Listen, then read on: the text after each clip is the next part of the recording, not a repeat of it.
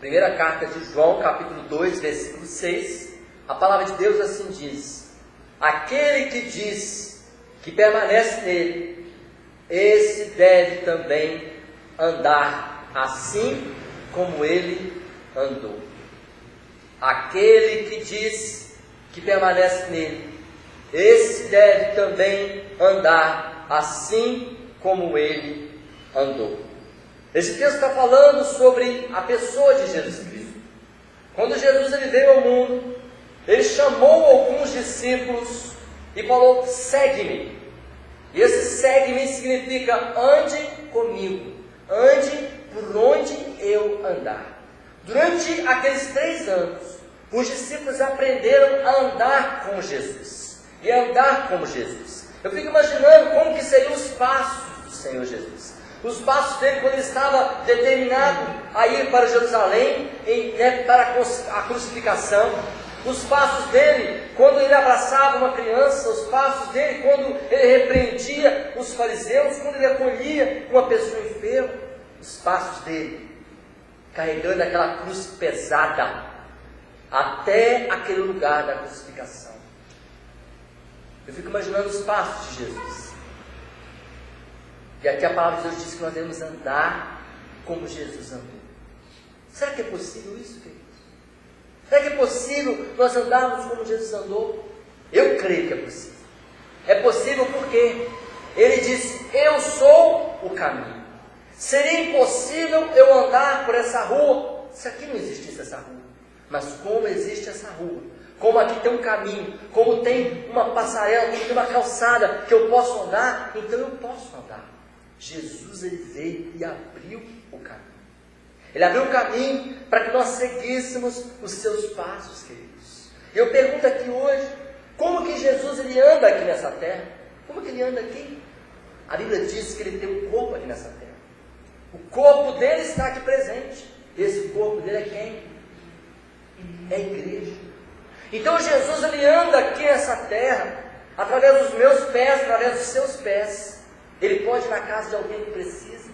Ele pode visitar alguém que está enfermo. Ele pode levar uma palavra. Ele anda através de nós, porque Ele está em nós. Jesus disse: eis que eu estarei convosco todos os dias, até a consumação dos séculos. Então Jesus está andando aqui, queridos. Seria impossível eu andar na frente de Jesus. Mas se Ele for à minha frente, eu posso ir, queridos. Eu posso ir porque Ele estará comigo.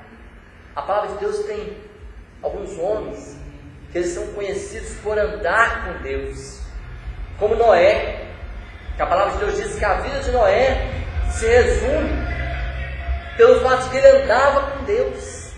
Ele andava com Deus, a vida dele era todo dia com Deus. Como Abraão também era um homem que vivia com Deus, era amigo de Deus o tempo todo. Como Enoque. Interessante que a Bíblia diz que Enoque, ele andou com Deus e já não era, porque Deus o tomou para si.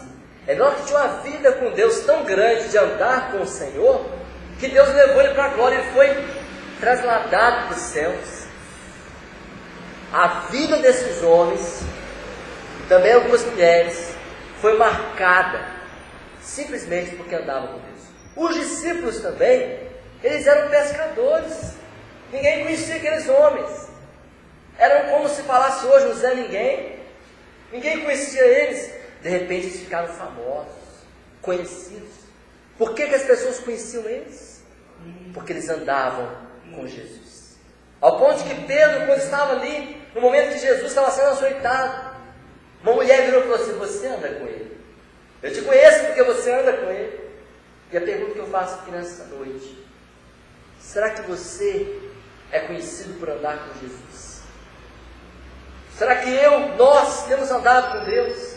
Eu quero convidar os irmãos a ler aqui nessa epístola de João, o apóstolo João, que andou com Jesus.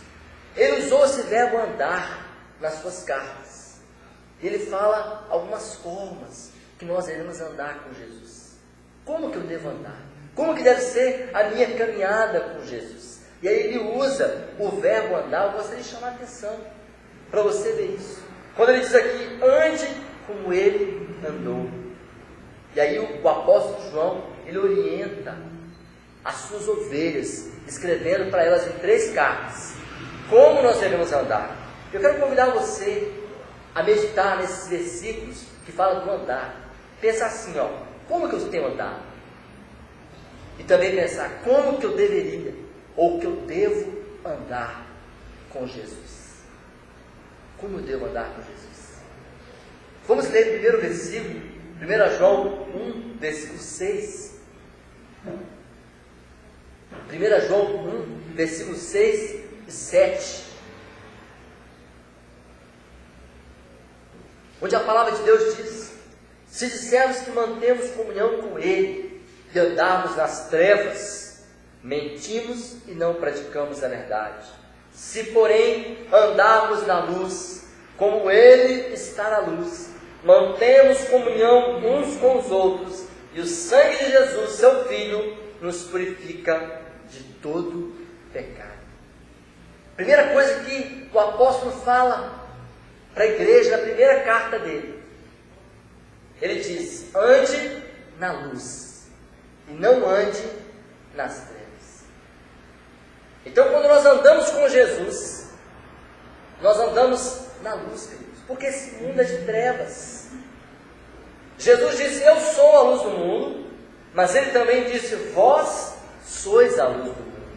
Isso significa que quem anda com Jesus não anda no escuro. Quem andar no escuro, queridos, é andar sem você enxergar, andar na dúvida, andar no medo, andar sem ter compreensão do que acontece. Se aqui tivesse a luz apagada, eu não veria o que tem à minha frente. Isso é andar no escuro, andar sem saber, sem ter uma direção, andar nessa dúvida. Mas quem anda na luz com Jesus, ele tem a certeza. Andar na luz também significa, irmãos, você andar na palavra de Deus, porque a Bíblia diz que a palavra de Deus ela é a lâmpada, ela é a luz. Então, quando o apóstolo fala ande na luz, ele diz na primeira carta: andem na luz. Ainda na primeira carta, capítulo 2, versículo 11, 1 João 2,11, ele diz assim: aquele, porém, que odeia seu irmão, está nas trevas, e anda nas trevas, e não sabe para onde vai, porque as trevas lhe cegaram os olhos. Ele fala que quem não perdoa, ele está em trevas. Isso está falando da questão do testemunho de vida. Quando nós testemunhamos aquilo que nós acreditamos realmente com Deus, a sua vida é luz. Irmãos, muitas vezes na nossa vida, Deus permite que apareçam pessoas adiante de nós, pessoas que estão ali para nos testar, para nos moldar, para nos polir. E você tem que exercer a tarefa e o mandamento do perdão. Essa é uma grande prova se você está na luz. Porque quando você não está na luz, você no meio da confusão, você sai tropeçando, como diz aqui, ele não vê onde anda, porque ele está nas trevas. Mas aquele que perdoa, ele tem luz. A vida dele é iluminada. É você olhar para a vida da pessoa e falar assim: aquela pessoa tem uma luz diferente naquela pessoa, tem um brilho diferente naquela pessoa. Na primeira carta, o apóstolo João fala para as suas ovelhas: andem na luz. Agora vamos passar para a segunda carta. Continua aí, segunda carta de João. Ele também usa o verbo andar. E aí ele vai citar uma outra coisa, que é a segunda carta de João, capítulo 1, versículo 6. Só tem um capítulo, né? Pelo que parece. Capítulo 1, versículo 6. E o amor é esse, que andemos segundo os seus mandamentos. Este mandamento, como ouviste desde o princípio, é que andeis neste amor. Aqui ele está falando, queridos, sobre andar no amor. Jesus lhe havia dito que o maior de todos os mandamentos é qual? O amor. É o amor, amar a Deus, amar ao próximo. Jesus falou assim: ó, nisto serão conhecidos os meus discípulos, que ameis uns aos outros. E aí na segunda carta, o apóstolo falou assim: olha, o cristão anda na luz, mas também deve andar em amor, né? O amor, queridos, algo que nós devemos sempre pensar, o amor não é apenas um sentimento. Ele é muito mais que um sentimento. Porque a Bíblia diz que Deus é amor. Então, quando nós falamos de amor, nós estamos falando da presença de Deus. Um sentimento que não é físico, como algo que lhe aperta e dói, como o sono, a fome, a sede, o cansaço. Não um sentimento como a tristeza, a alegria. O amor é mais que um sentimento. Porque o amor ele é divino, ele é essência de Deus. Então nós devemos andar neste amor, é andar na presença de Deus, ou seja, nossos sentimentos. Quando eu estou triste, pede a Deus um sentimento maior do que a tristeza, e o sentimento de Deus é o amor. Quando eu estou alegre, se você quer uma alegria maior do que você já tem, Deus tem alegria maior que é o amor dele para a sua vida. Em qualquer situação, andar em amor. Agora vamos para a terceira carta. Capítulo 1, versículo 3 e 4. Terceira carta de João, versículo 3 e 4. Pois fiquei sobremodo alegre pela vida dos irmãos e pelo seu testemunho da tua verdade, como tu andas na verdade. Não tem maior alegria do que esta, a de ouvir que os meus filhos andam na verdade. Aqui, na terceira carta, o apóstolo se preocupa que eles andem na verdade. Se a pessoa anda na luz, está tudo claro, não há nada escondido. Se ele anda em amor, ele não tem nada que temer. E agora ele fala, gente, anda na verdade. Anda na verdade. Muitas vezes a mentira, ela tenta resolver o problema por um minuto. A pessoa fala uma mentira, engana a pessoa um pouquinho, mas um dia, aquela mentira é desmascarada, aqui nessa terra. Se não for aqui, naquele grande dia que Jesus voltar, toda a verdade será mostrada. Então nós temos uma escolha. Ou nós falamos a verdade agora, colocamos tudo em dia, ou nós deixamos para falar naquele dia, e aí será tarde demais. Eu me lembro, certa vez, eu era adolescente, e a minha avó, falecida avó, uma grande mulher de Deus, que eu conheci na minha vida, ela me pediu para arrumar um advogado para ela, porque ela precisava aposentar, e ela tinha passado da idade, e não estava conseguindo aposentar. E aí eu procurei um advogado, marquei para ela, levei ela para o consultório, no escritório do advogado. Chegando lá, ele falou assim, ô dona Laurides, a senhora consegue aposentar, mas a senhora vai ter que falar uma mentirinha, para poder colocar tudo em dia aqui seus documentos. Eu me lembro da resposta da minha avó, pois muito obrigado, Deus me dará saúde, se eu não puder aposentar. Mas é só uma mentirinha, se a senhora me pagar eu falo para a senhora. Foi assim, muito menos assim. Nem eu vou falar e nem vou pagar para você falar. Eu não vou querer mais aposentar se for para falar uma mentira. E ela fez isso. Passou um tempo, ela esperou, perseverou, e na verdade, ela conseguiu se aposentar. Tarde, mas ela preferiu ficar sem aquele benefício que era um direito dela, que pela injustiça das leis, ou talvez erros, talvez quaisquer que algum documento que faltasse, ela preferiu ficar sem o dinheiro dela do que falar uma mentira. Aquilo me marcou.